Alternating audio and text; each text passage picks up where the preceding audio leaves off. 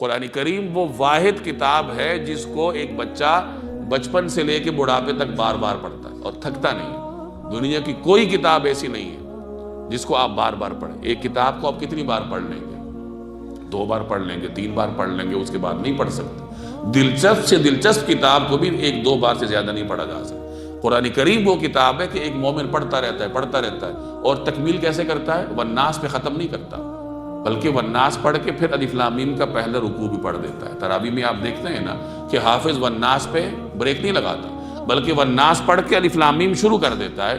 گویا قرآن کریم ختم نہیں ہوتا، شروع ہو جاتا ہے، دوبارہ وہ شروع کر دیتا ہے، اپنے عمل سے اشارہ دیتا ہے کہ میں نے دوبارہ شروع کر دیا، اب آگے ہم اس کو پڑھتے رہیں گے۔ تو یہاں اسی کی طرف اشارہ ہے کہ جس کو بار بار دہرایا جاتا ہے، مثانی۔ اور اس کا نتیجہ کیا ہوتا ہے کہ جو اہل دل ہیں جب وہ قرآن کریم پڑھتے ہیں تو پہلے ان کے جسم کے رونگٹے کھڑے ہوتے ہیں، پھر ان کی جلد، ان کے دل، ان کا پورا جسم اللہ کی طرف متوجہ ہو جاتا ہے، یہ ان کے اوپر اثر ہوتا ہے۔ اور یہی تلاوت قرآن کا ہدف ہے۔